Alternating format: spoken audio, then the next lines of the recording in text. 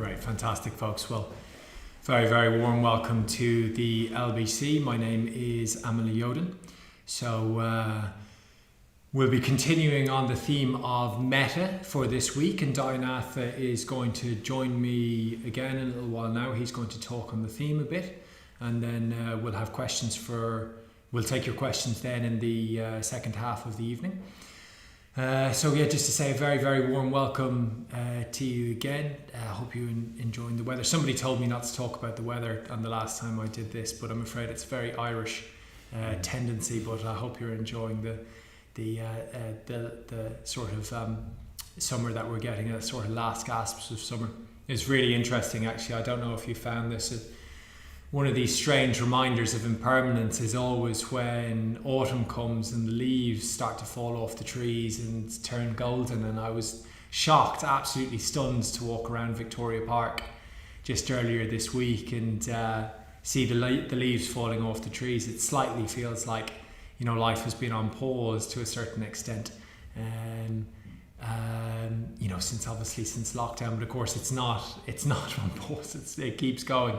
But still a beautiful time of year, isn't it? Autumn around London, and this beautiful light as well. And the park was looking really nice. But anyway, I hope you've got an opportunity to get out and enjoy it.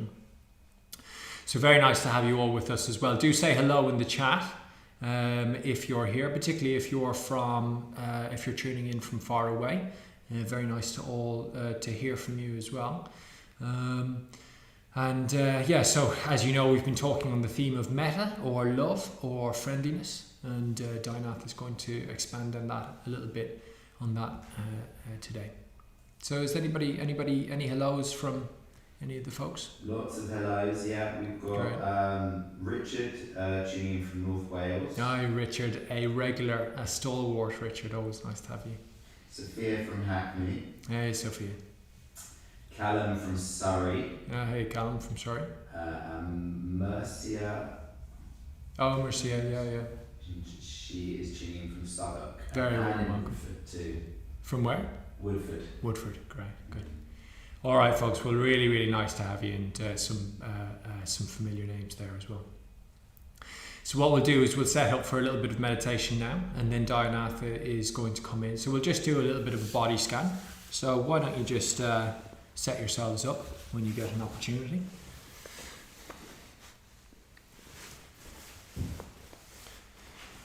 And so we'll sit for about 8 minutes, and if we just dim the lights, you can dim the lights at home as well if you get just creating a nice mood at home.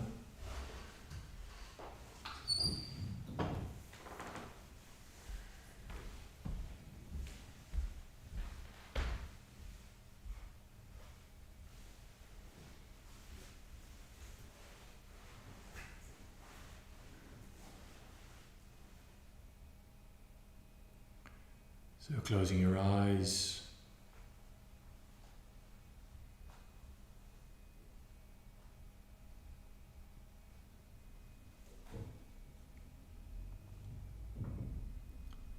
So we're just allowing the mind to slow down a bit. So very useful just when we're starting any period of meditation. Particularly just to allow the mind to slow down.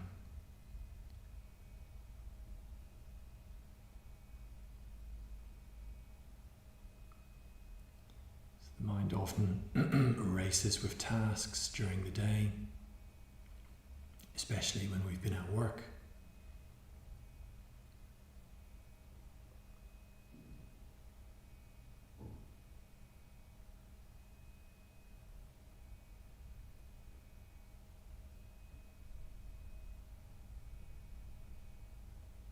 So to transition to meditation, we just need to let it slow for a little bit. To do that in particular, we can bring our awareness down to the lower half of our body, particularly where we connect with the floor, the cushion, or the chair.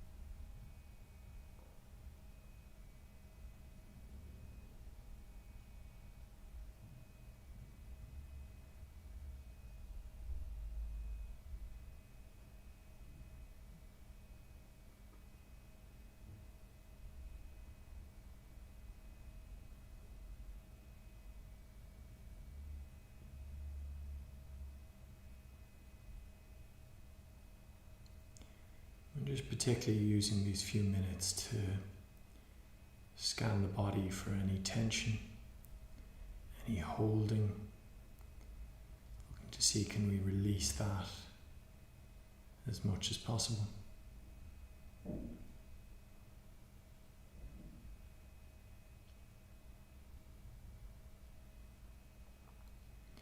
So we often hold tension in around the large muscles of the legs. So relaxing that if we notice ourselves doing that.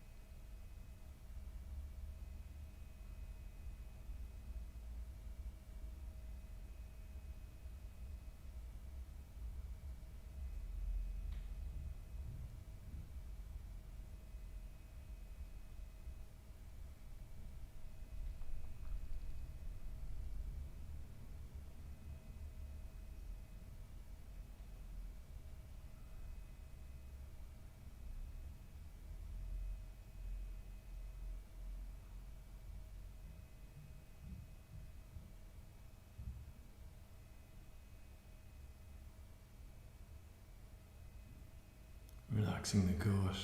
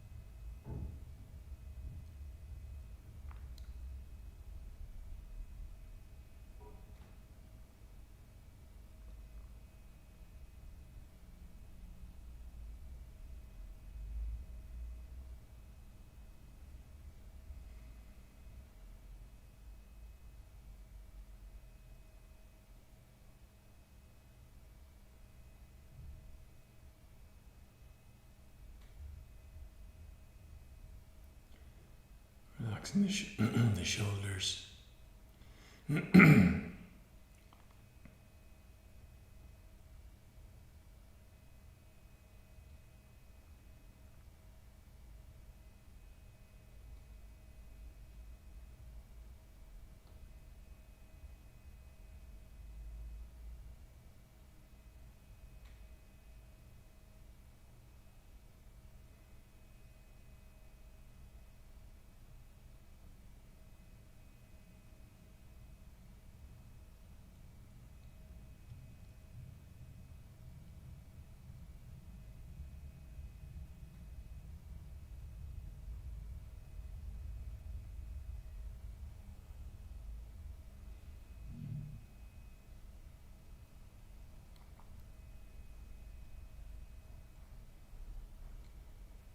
Relaxing the muscles of the face and the eyes.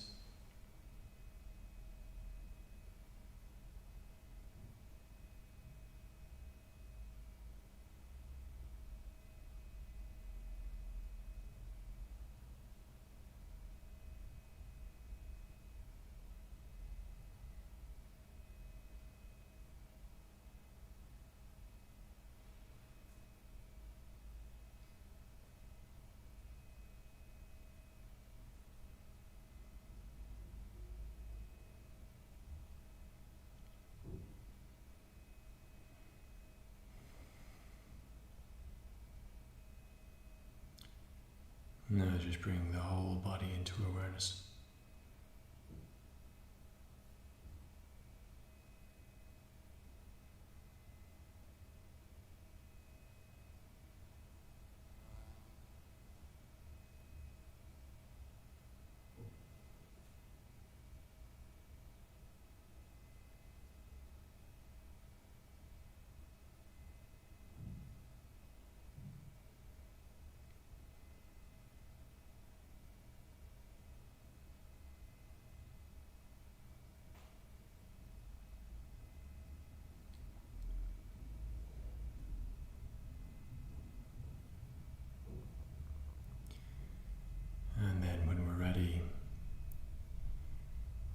open our eyes and bring the meditation to a close.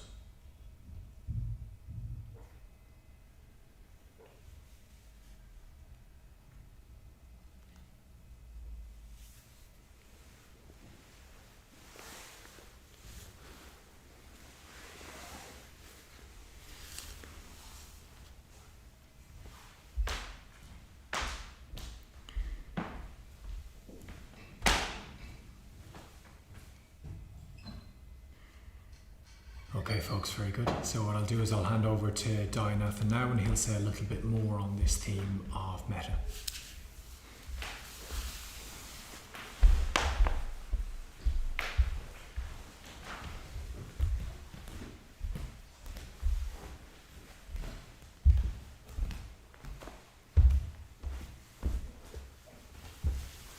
Great. Thank you very much, Amaliyodin. It's very nice to start with a meditation like that just to get settled.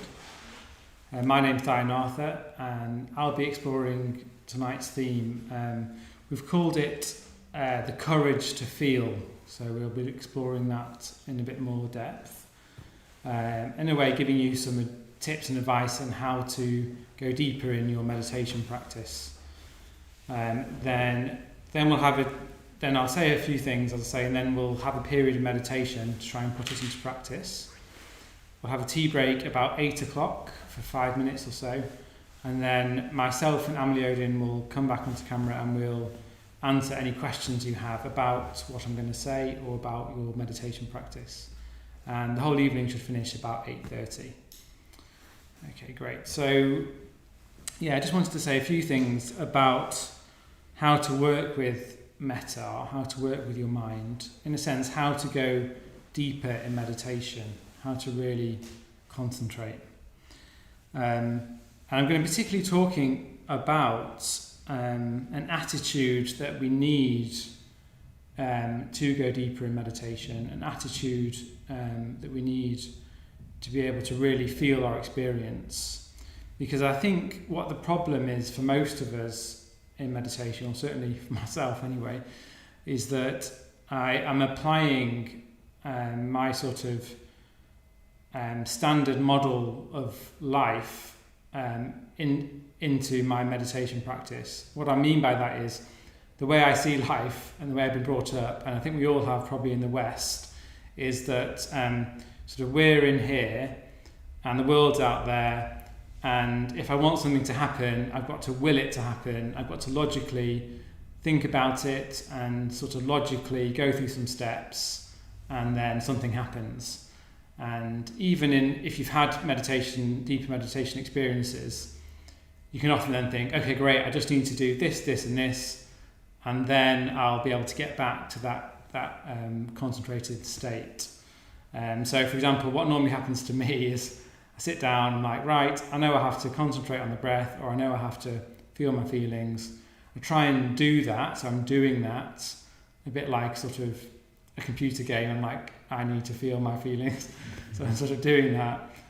And then, of course, somehow it just doesn't work, or I start getting distracted, I'm not really concentrated, I think this doesn't work, and then I sort of give up on meditation. That's sort of caricature of what happens.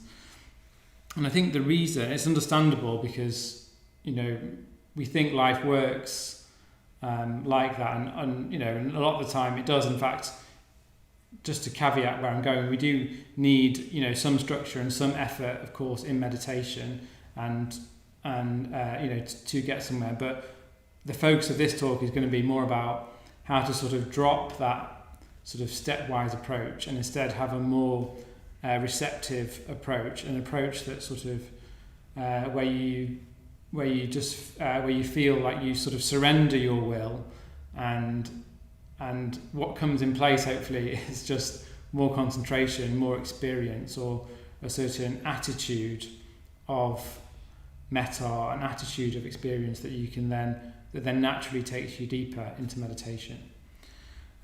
So I'll just explain a bit about how to get that attitude of surrender, and see if we can sort of then do that in a meditation. So I'll tell you a little story first about about how I work with this and how it's affected me. So I was before I came along to the Buddhist Center, I used to have a lot of in a way strong emotions actually, and then I'd probably call them like sort of panic attacks. They'd probably be called, but really what panic attack really means is just a sort of an episode of sort of very strong emotion, strong anxiety, strong sensation, strong energy in the body. Now I used to sort of like take that strong energy and think, oh, this shouldn't be happening, and try and logically sort of push down my experience, my feelings, and so the anxiety would go away, because of course it's unpleasant. But of course emotion doesn't work like that. You can't push it down, and you can't just sort of logically get rid of it. So what I realised one day, I went to do I spent some time in the Highlands in Scotland doing a medical elective. I was a medical student at the time, and got the chance to go to the Highlands. So I was in this house on my own in the middle of nowhere on a sort of deserted island, and because I was feeling quite anxious. It's like getting towards night. It's very windy in the Highlands, and I felt all this sort of energy, this sort of anxiety coming up, and I just said to myself, you know what? I'm just going to do nothing to stop this. I'm just going to see what happens if I just bring an attitude of awareness, an attitude of, in a way, courage, an attitude of courage and patience and gentleness to this sort of very strong emotional panic experience, whatever you called it. And I had a sort of resolve to sort of sit there with it till whatever happens, if you sort of mean, a sort of fearlessness. And I think it's partly because I was just sort of fed up with so much energy being around. I just wanted to sort of try something different.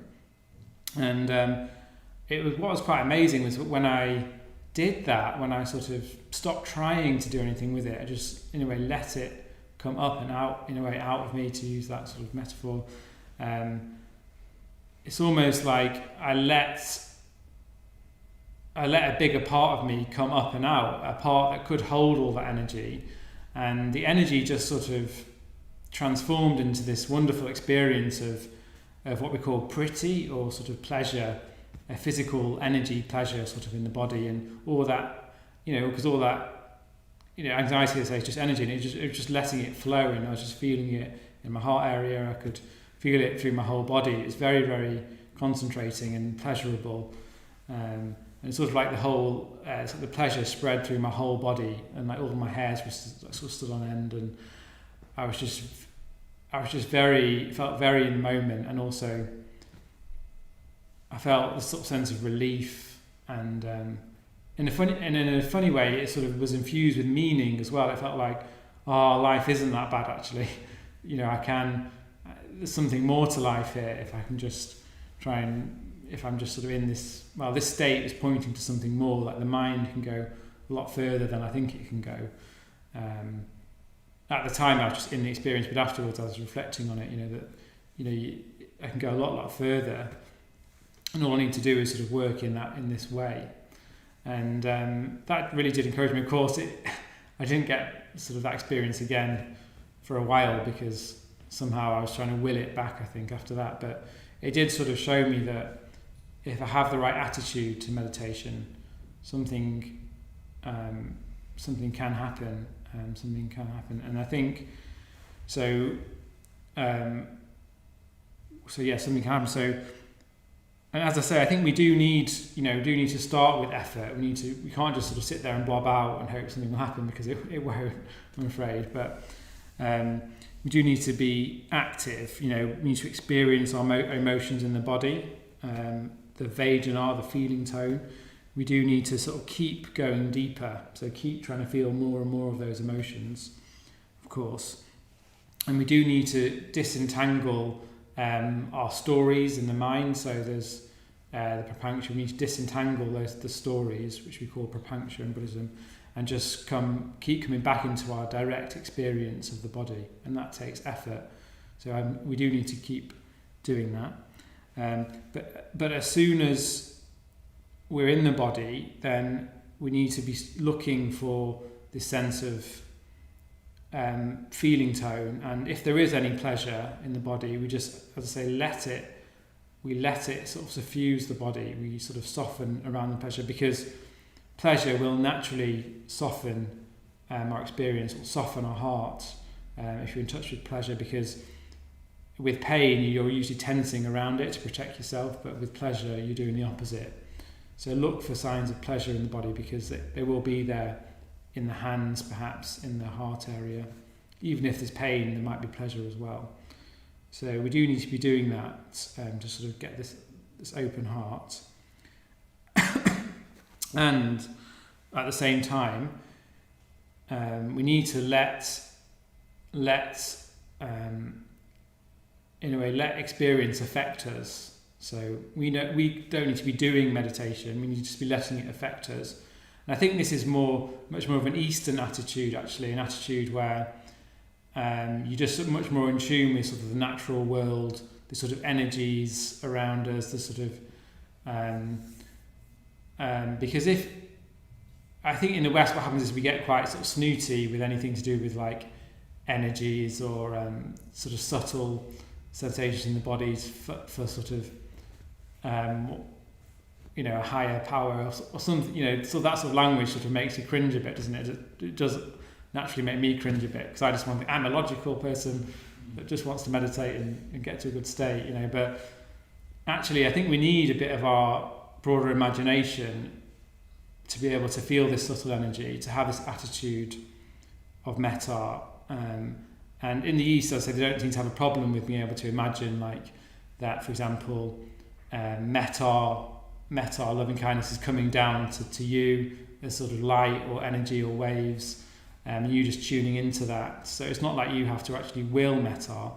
It's like just with your own sort of attitude of metta, it's like you're sort of receiving. It's like you're receiving metta. And it sounds funny to say it, but actually in meditation, that's really how it feels. It feels like you are receiving metta, and who knows whether you are or not. You might be receiving metta.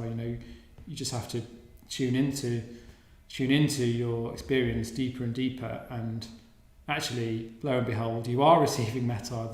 It's like sometimes I have meditations where it's like metta it's almost like it's beating my heart for me or something. That's the experience of it, and that helps you to concentrate and feels, I'd say, very meaningful. Because if you go into metta meditation or any meditation with this strong will, you're already blocking yourself from metta. So metta itself is soft and patient and gentle and just very subtle. So we need to have that attitude of metta as a sort of, in the first place, if you see what I mean. So we need to come into the meditation with patience, gentleness, with a sense of softening, and that takes courage, as I say, and some effort as well, because often our experience is unpleasant, or it can be. But I think if we stick with it, we will, with that sort of subtle effort, we will experience, the mind we want, a mind that's more aware, a mind that's sort of actually in the present moment awareness, a mind that, a mind that's sort of more pliant, that can hold all those energies. As I was describing in my story, it's a mind that sort of doesn't mind whether there's lots of energy there or not. A mind where you feel you're just yourself and you're alive, and that there's much, much more to life than you thought there was. There's more to go in the mind. There's more things to look at. So if we drop this sort of, as I say, goal orientation, this sort of view that I know what I'm doing, this view that I'm going to do step by step, and then this will happen, or even a view that you want something to happen. Normally it's just like, sit down, right, where's the concentration? I want the concentration, I want the pleasure. And if it's not there, you can quickly bounce off. But if we drop that and instead have this attitude of metta, attitude of softening, patience, and you just let in a way, experience affects you, something, well, that's you meditating. You can't guarantee that something will happen, because again, that's you trying to grasp after a goal, but you can guarantee that that's you meditating, having that attitude of softness. And you can guarantee something's happening, whether you feel like it is or not. That is what we call a very positive thing to do. It's actually ethically, it's also skillful. It's positive because you're trying to sort of let go of unskillful mental states that lead to hate and unskillfulness. So instead, you're just with a more purer awareness with that attitude. So when we come to meditate in a few minutes, what we'll do is just really try and learn to be receptive. So we just have this attitude of receptiveness, tuning into our subtle energies. As I say, if you want, you can even imagine that metta is coming to you, so you're not coming to them. And what I'll do is what we'll do is we'll go through the 5 stages of metta. So that's where you bring yourself to mind, a friend, a neutral person, a difficult person, and just all of you together. And you just bring them to mind, and then with this receptive awareness, you just feel if there's any subtle energies in the body. So you just stay with the Vedana, stay with the experience, the hedonic tone, without forcing it. And you just allow a sense of sort of solidarity to arise with the people, sense of gratitude, even if you like, in a non-judgmental way as well. So if you start getting distracted again, that's okay. That's just your experience. You keep coming back to your experience.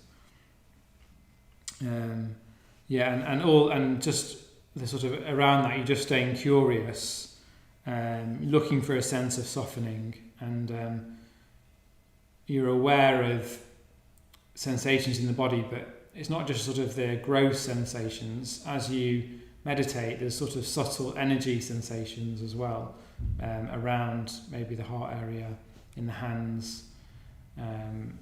The sort of more you meditate, the more you can see there's much more to you than you think there is actually, the mind, the body, and you're becoming interested in that. It's very interesting actually, if you're just aware of this subtle energy. It's like amazing, and you realise that it's feeding a lot of your prapancha, so a lot of your rumination and worries and worrying about the past or present is often fed by the subtle energies in the body. So and of course, the more you have rumination, the more it affects the energies. So it's sort of a cycle of unpleasant energy making you ruminate, and you're adding to the rumination and sort of feeding back in. So if you're aware of the energy, then it stops dead, the rumination, and you're just aware of the body, and then you have a sense of concentration, a sense of sort of surrendering to your experience.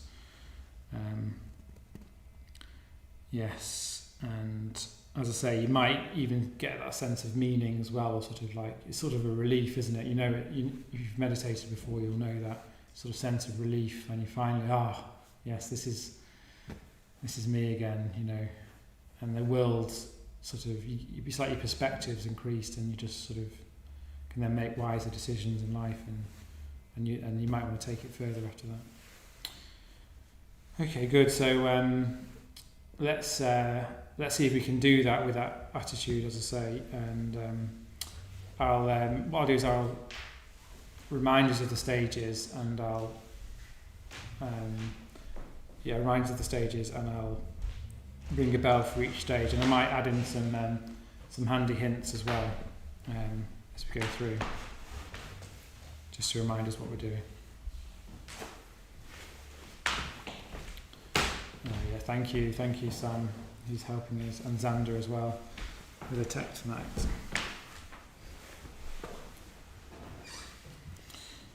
So we've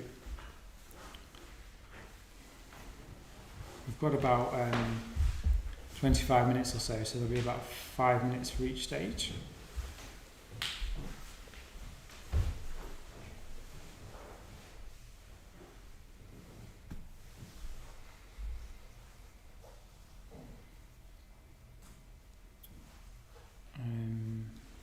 Okay, so setting ourselves up for a period of meditation. You might just want to turn the computer screen down, the brightness down, because probably, if you're anything like me, you've been on a computer all day, and unfortunately we're still on a computer, but that's okay, that's the situation.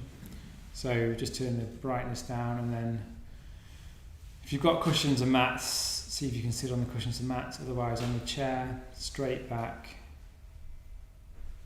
and feet flat on the floor.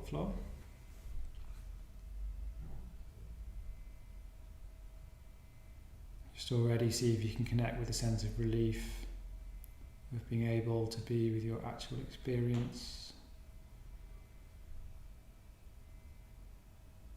Maybe taking a few deeper breaths.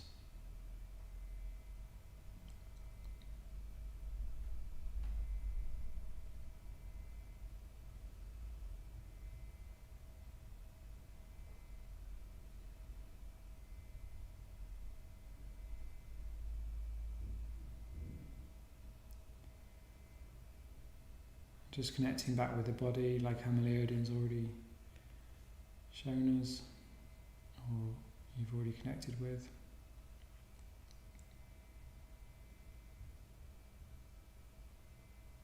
Feeling a sense of heaviness in the chair, the cushions, as if you're sinking into the ground.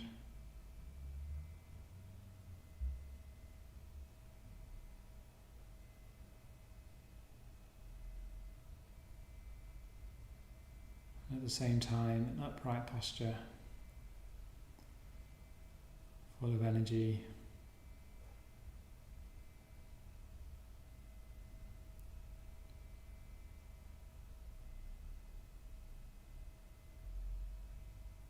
It's as if you're being recharged with energy as you breathe in.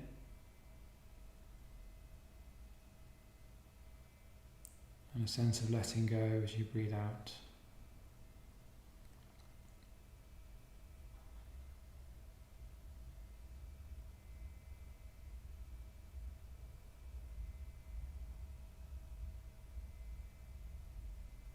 Whatever you want to call your experience, there is an experience there, and it's subtle.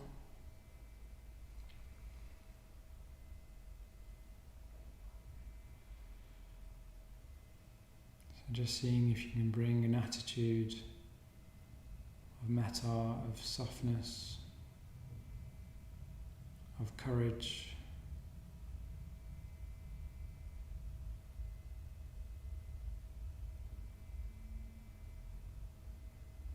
to your direct experience.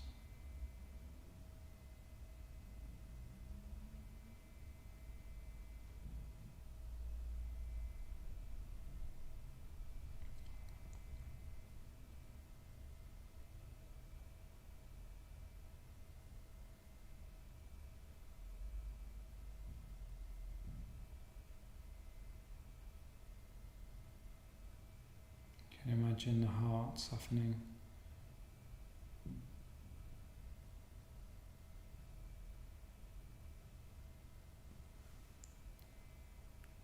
As we just bring ourselves to mind and tune into the sensations around the heart area.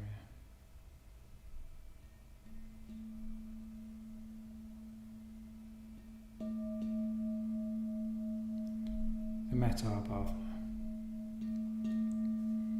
bringing yourself to mind.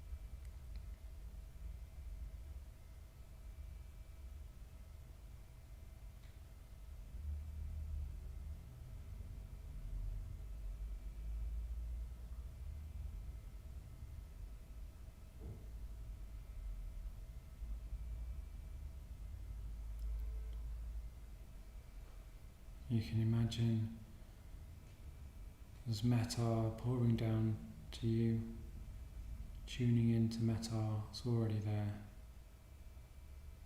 as you bring yourself to mind.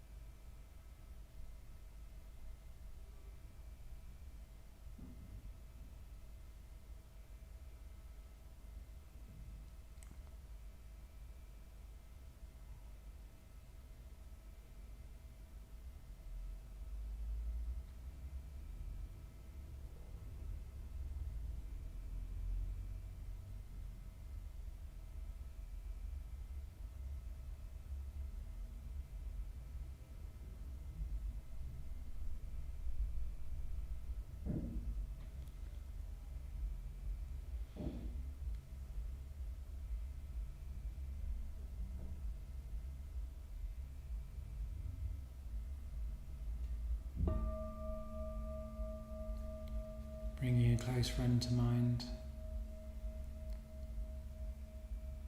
not trying to will your experience, tuning in to what's already there or not there as best you can.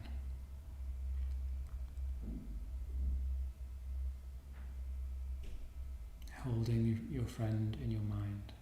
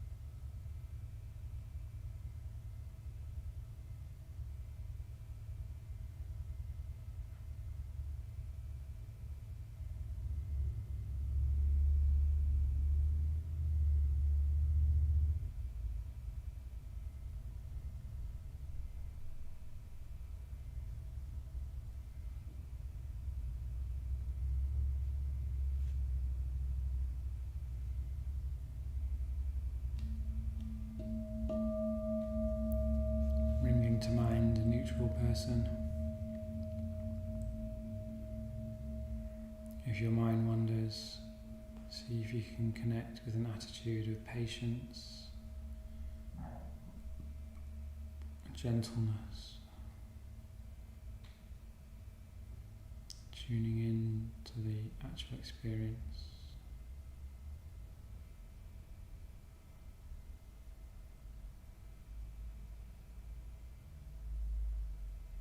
With a sense of curiosity.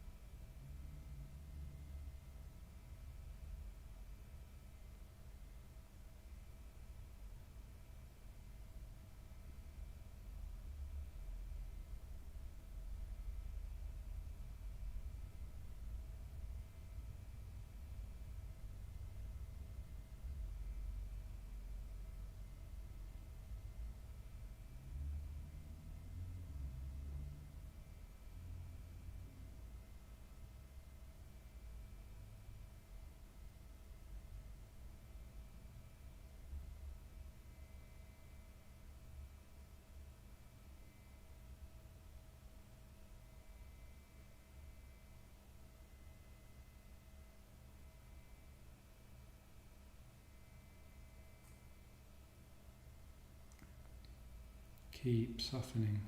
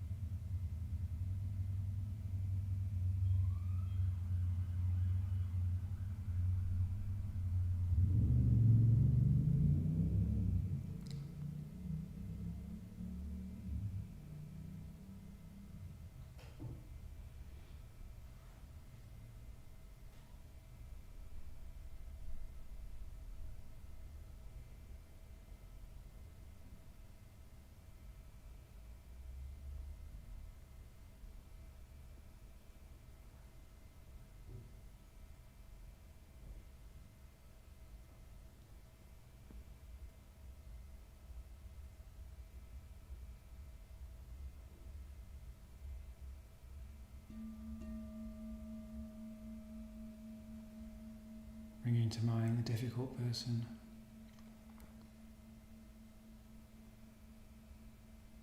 You don't have to will metta, just tuning into metta that's already there, somewhere in your subtle experience, feeling the range of Vedana experience as you bring them to mind as best you can.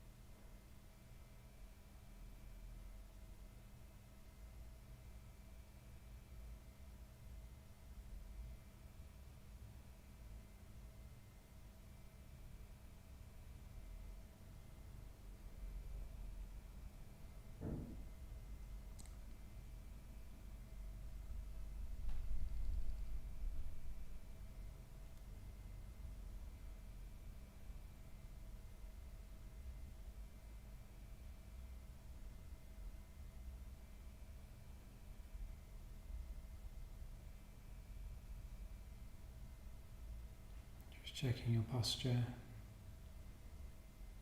sense of uprightness.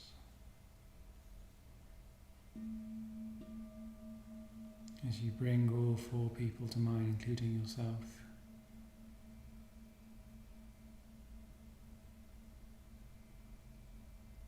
Letting metta affect you, particularly noticing sensations in the heart area.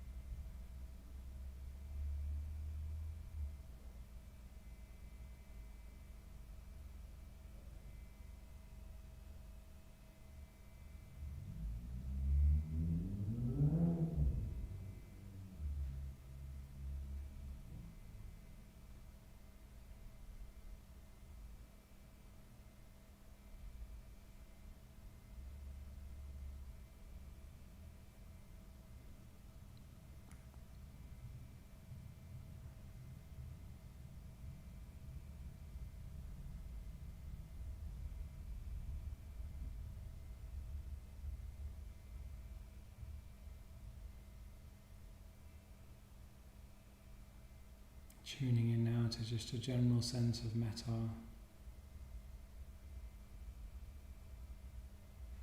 for all beings, as if metta is just flowing through you into your heart, then back out.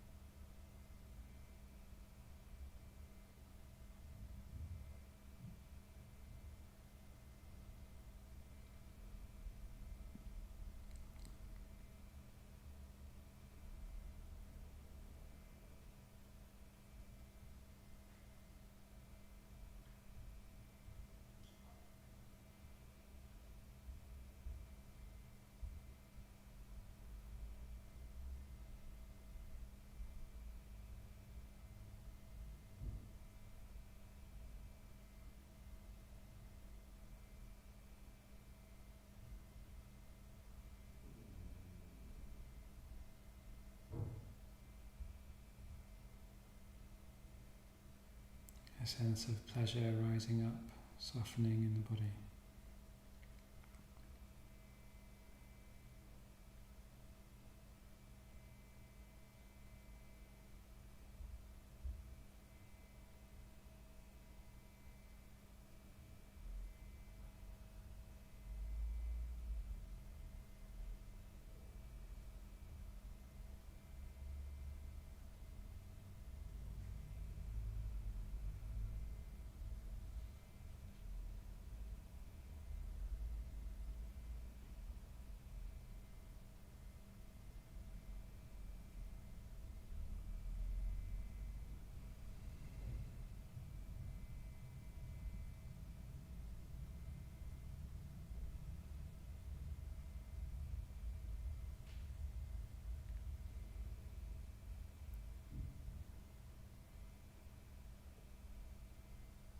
Just sitting now with the fruits of the practice.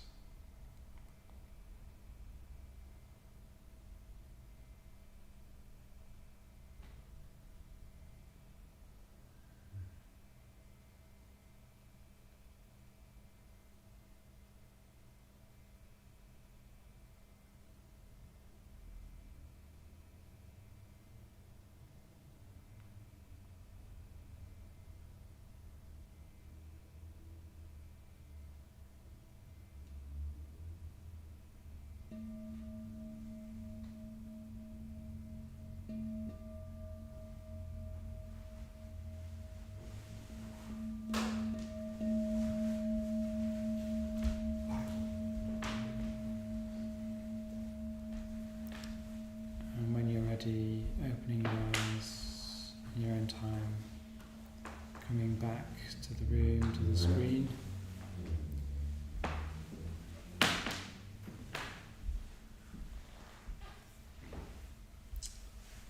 Okay, so I hope that was okay for you. I was enjoying my own practice there as a metta, just being around, so I hope you got a sense of that as well.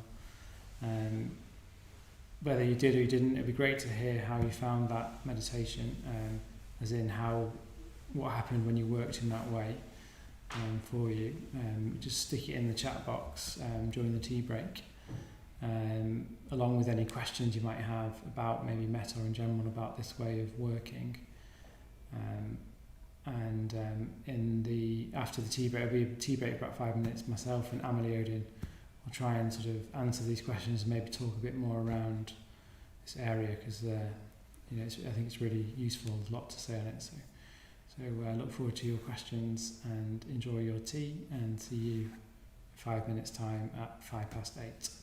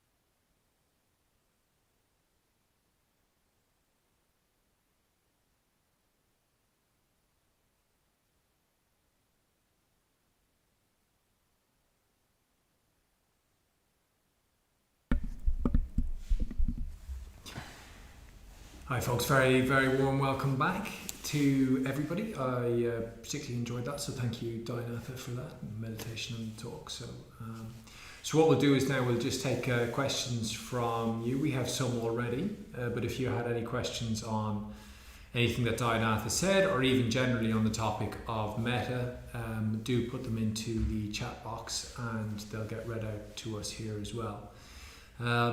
And Dayanatha was saying during the break there that a lot of the material for his talk today comes from a series of talks that are happening at the moment in Adhisthana, which is our retreat centre in Herefordshire. And you can find those talks, it's Jnanavacha and Maitri Bandhu, who many of you will know from their talks here at the centre. But you can find those talks on the Adhisthana YouTube page, so that's ADHISTANA, I think.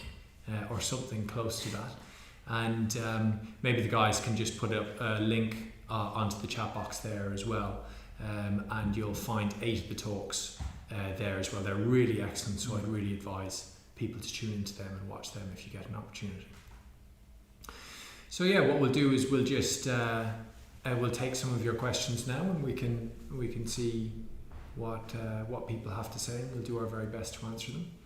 So Xander, do you have some questions? Yes, some great questions. So there's a question from Oliver, which is metta a natural state of being when free from conditioning? He says the reason he asks is that because when he's fully present, he finds that he doesn't need to will metta and it just happens organically. God, there's a couple of different layers to that question. So what Oliver has asked is metta a natural condition when we're free of conditioning? I suppose it would slightly depend on what you mean by that, Oliver. I mean, I'm slightly reading the question in the sense that Rousseau might have meant it, as Rousseau had this idea. He was a French philosopher that free of societal conditioning we became something close to the noble savage. Was this idea that it was society that made us sort of ignoble, made us unkind, made us cruel, made us selfish. I think probably the Buddha wouldn't have looked at it that way. The Buddha really felt that actually hatred and craving, it actually was something that was very, very natural to human beings. It just came with being human. It was sort of like just part of the normal human state. It wasn't imposed on us. Of course, societies and ideas and ideologies can make us more or less hateful, can't they? The cultures that we live in, or more or less selfish as well. But the Buddha really felt that that hatred and craving was something quite natural to unenlightened human beings. And I suppose in that way, I mean, we can think about, well, there's nothing to be totally ashamed about or guilty about or anything like that, that actually we will all have a natural amount or a tendency or a potential to hatred in us. And I think that the extent that we're aware of our potential for unkindness, for cruelty, particularly if we're in difficult situations, the more control we'll have over that, the more cautious we'll be around that, and the less potential probably to act out and actually harm people, I think. It's a very, very natural way for human beings to be. So it slightly depends what you mean, Oliver, by conditioning, but yes, if you also mean the other way that you can mean by that is free of the conditioning of hatred. That's often how the Buddha talked about it. The unconditioned, which was the enlightenment in the way that the Buddha spoke, was unconditioned by greed and hatred. Right. So yes, in that way you could say actually the natural state when we're free from hatred, when we're free from craving, our natural state is metta, I think. So in a lot of ways what we can do is look to keep on. You can either work in the positive way, in the via positiva of bringing up metta, or you can work in the via negativa of challenging our own hatred and craving as well. And then as that shrinks, metta will increase, I think. What do you think, Tyler? Yeah, I think that's right. I mean, the Buddha, last week we heard Buddha, he represents, doesn't he, sort of compassion, just sort of flowing out, metta flowing out, because he's not conditioned anymore by, as you say, sort of this separate sense of self that we have, that we're not enlightened. But as soon as you're free of that, then all there is metta, isn't there? Because you're not threatened anymore. There's no sort of self-interest. That's right. So there is just only metta, as you was alluding to. You do get that beautiful, and it's possibly where you're talking about, like, when you relax, you also drop this sort of tendency towards craving and hatred, don't you? And then what comes up very often is just love and metta. And you don't need to do very much more than that. It's like once our usual tendencies to grasp are eased, what arises in its absence is love. So that's definitely one way of working. You feel that in retreat, don't you, very strongly, as soon as you just relax a bit. And it's like everybody's in touch with metta. It's very, very positive. That's right. That's really... Right, well, I hope that answers the question. Thanks, Oliver. Got a question here from Mercia. She's asking whether you can do metta. Mercia is a he. He. Sorry, hi, Mercia. We know Mercia. Sorry. Hi, welcome. Thanks, go on. He's asking, can you do metta bhavana practice with something other than compassion, such as gratitude, and are they even separate feelings? So Mercia was asking, can you do the metta bhavana with something other than compassion, say for example gratitude? Dayanatha, what do you think about that? Yeah, I think gratitude is the sort of the cornerstone of metta. Actually, I think it's almost like it's part of metta, or gratitude. Metta has gratitude in it, and if you're not in touch with metta, you can start with gratitude, and you can even do metta bhavana with, say, a sense of gratitude. Like I did sort of mention that in the talk, and because what that means is you're bringing someone to mind and you're appreciative of them, aren't you? And you're sort of already not thinking about yourself anymore. You're thinking about them and how they've helped you, or how they help other people, and that naturally connects you to them, doesn't it? And as soon as you're connected to someone else, the metta arises. So yeah, I think it is the cornerstone. It's really good practice. People do things like, they write 5 things they're grateful for, don't they, before they go to bed. Sometimes I don't know, maybe I should. Because I think it's hard to get it in before 8:30. That's true, I do go to bed too early. We live together in the community. That aside, I think it is, it's good practice in work, or if you live with your flatmates, or just to try and be grateful for them. I'm grateful for Amelia, I'm grateful for the tech team, and that just automatically puts you in a positive mental state, and then you can connect with metta. What do you think? I think that's right. I mean, you can work with it quite directly. I think in the first stage you can just bring to mind things that you're grateful towards for yourself.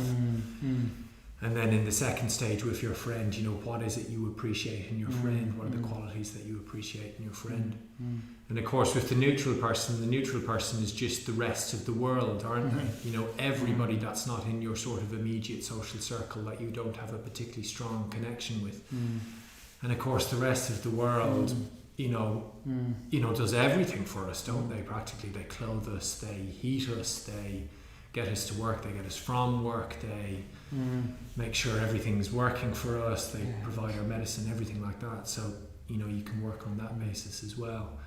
And I'm sure other ways of working with the difficult person and then all living beings as well. So, yes, no, I think, as Dayanatha says, it's definitely a cornerstone. So, Great, well, thanks for that. We're seeing any other questions? Yeah, I've got a couple more. Go on. I've got a question from Sophie. What do you do if you find yourself willing softness, patience, and gentleness? She struggles with this. Even being receptive becomes a task to do correctly. Right, that's a good one.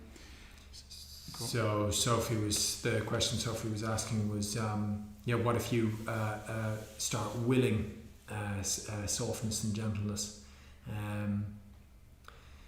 Sort of interesting one, that one, isn't it? Because you can do that as well. I mean, with any of these approaches, you can pick it up with that sort of willing ways. It's such a sort of knee-jerk reaction that sort of, it's something that we just habitually do all that time, that tendency to will something. So it's again in the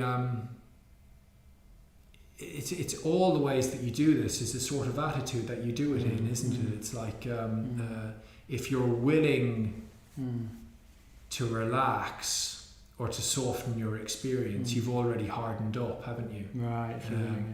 The willingness is itself a hardening of your experience, isn't it? So it's almost like you just sort of have to invite yourself to do it all the time, isn't it? You drop in a suggestion and then hopefully as you get more or less nuance on that. I think, I mean, what yeah, I think that's right. I like that you're saying you're inviting. I think and the nuance, I think in a way this whole more receptive practice lends itself, especially in the Buddhist tradition, to what we call sort of more devotional practices. Which again is that sort of what I was saying in the talk, is that in the West we don't really like, we don't naturally sort of respond to sort of devotional practices, or we think that we can just do it ourselves and we don't need anyone else. We don't need to be imagining that the Buddha even or other figures, because we can just do it ourselves. And we know how our mind works, we know how our body works. But so what can be really helpful is to sort of challenge our view, because that's just a view. We don't know how our mind or body works. Like, I've been to medical school and I think I know, and that's the problem, but I actually don't know, and none of us know.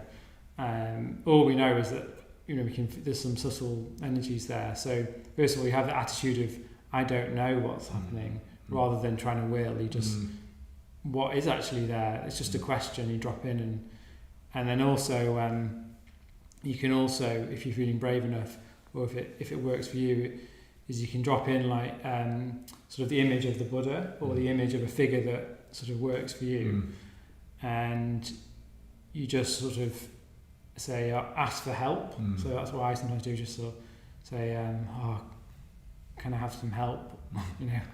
I can't do this, but I want to, or you sort of, you just have it's just an attitude of asking for help, basically. And then try and feel what happens, or you imagine them sending you metta. So again, you're not doing any of that will. You don't need to worry about you and can you do it and you're too willed or all that stuff we get into. It's just coming from somewhere else.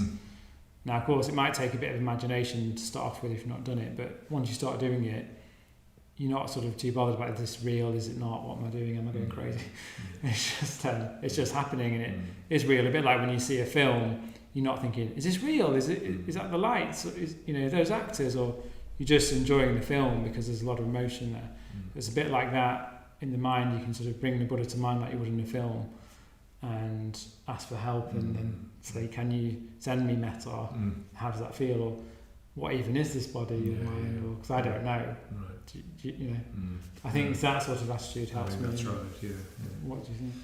I mean, as soon as you're sort of in a mood of devotion, you're receptive, aren't you? Right. And you're open at that point. It's like you devotion in and of itself is and reverence in and of itself is open, is relaxed, isn't it? Is more of the surrendering attitude possibly that we need to take towards the metta practice. Because ultimately you do sort of need to surrender to metta, don't you? It can be such a strong, powerful, and I think as well that's one of the things, just to mention the fact that a lot of the language of softening, I think maybe is in danger of slightly making metta limper than it really is, or maybe even slightly emasculated. Metta is a really powerful emotion, isn't it? And but we have to be open to that, and we have to almost sort of surrender to it, because it that's what it requires for us. And as soon as we're in an attitude of reverence and devotion, that's what happens, isn't it? So, definitely. Yeah. Does that answer your question, Sophie? Hopefully it does. It's a good question. You can type in the box again, but. So hopefully we have time for one more, I think, if there's one more question. Yes, there's a question from Anna. She says She tends to struggle keeping one person to mind, especially if she's just come home from work and is dealing with challenging cases. Today there were a whole range of faces coming up for her. Is there anything you could recommend to try and help her manage this? Great. So Anna's question was a very good question, Anna. She was saying that often in her metta practice a whole range of faces come up during the practice, and it's not just one person. Was there anything in particular that you can do to manage it? And what do you think about that, Dayanatha? I think you have it. I think it's a good question. It's sort of, it says to me, which is understandable, that your mind's not very stabilised. If lots of people are coming to mind, it just means your mind is a bit more active and a bit more less stable, which is understandable because you've had a busy day at work, and did you mention you're seeing patients? Did you say or cases? So you might have been dealing with a lot of people, complex people. So if you feel your mind there is lots going on in your mind, then you can come back to the mindfulness of breathing. Is a very good practice just to help you center again. So you can do a body scan and a mindfulness of breathing, just so you're a bit more concentrated. Because I think it does require some effort to sort of try and stay on the same person. You don't want to be going on to too many different people, because then your mind becomes a bit sort of undisciplined, I think is a good word. And then you're not really ever sort of in touch with the actual experience, just like you're just trying to find new experiences, if that makes sense. In the fifth stage, there's a bit more leeway in the fifth stage in there as well, so you can bring to mind more people, or I like to bring people in a sort of group together. So you could try that, but again, if your mind's not stable enough, where it holds that image of the group, so it might just need a bit more of preparatory work, with as a bit more breathing, or a bit more just trying to feel metta in the body first, with a bit of gratitude, or a bit more receptive, and then try and concentrate. I don't know what you think. I think that's quite good. I mean, also as well, it can be a very busy practice, the metta bhavana, can't it? If we have all our sort of techniques that we use in each stage, and that can often make the mind even more busy in the practice, I think. And so one of the things that we can really do, one of the things that helps me, is just to quieten down the practice. Like, you might just bring a person to mind, and that's all you might do, in that stage of the practice, and then just sit with that sort of receptive attitude to them, that attitude of metta, and see what comes up, instead of maybe necessarily layering on that the techniques that we often do of thinking of a really nice thing that they did for us, and a nice time that we spent together, and they want to be happy just like I do, and they don't want to suffer just like I do, and all of the sort of various things that we do, all well and good, but can make for a very busy sort of time of things, can't they? So okay, good. Well, I hope that answers Sophie's question. So that's all we have time for this evening, folks. Thank you very, very much again to Dayanatha for that talk, and for the meditation as well. So do check out those talks on the Adhisthana webpage. I think Sanders popped it up on the. That's great, fantastic. So you'll have a link there in the chat box.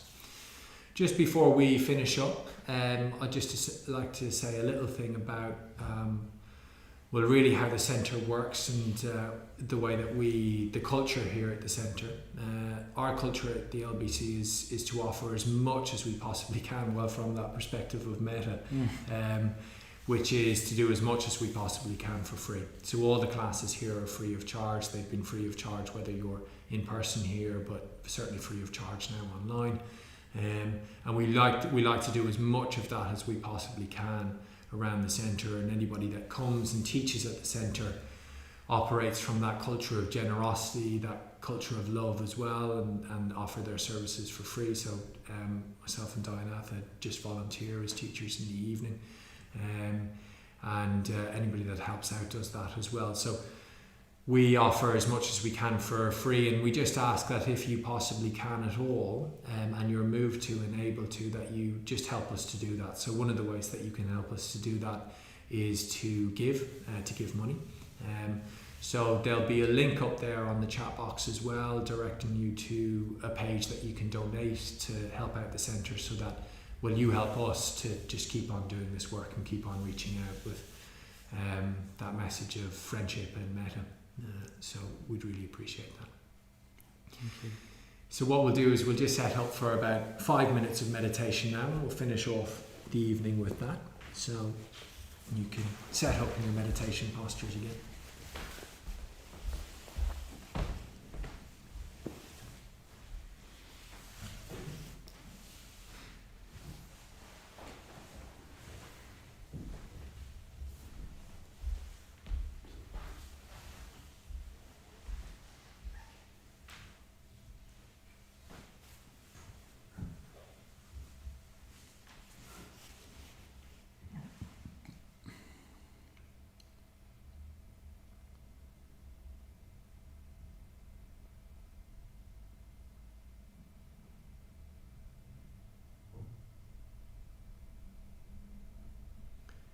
Just closing our eyes, and again bringing our awareness down to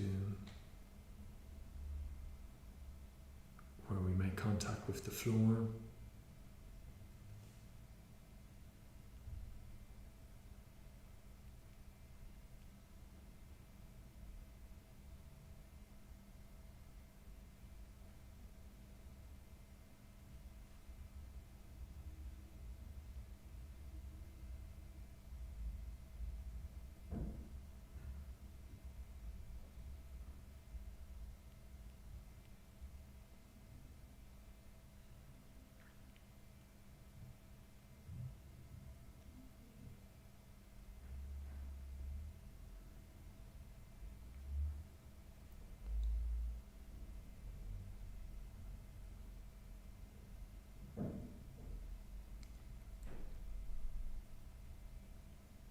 And we can just tune in with the sensations of our breath.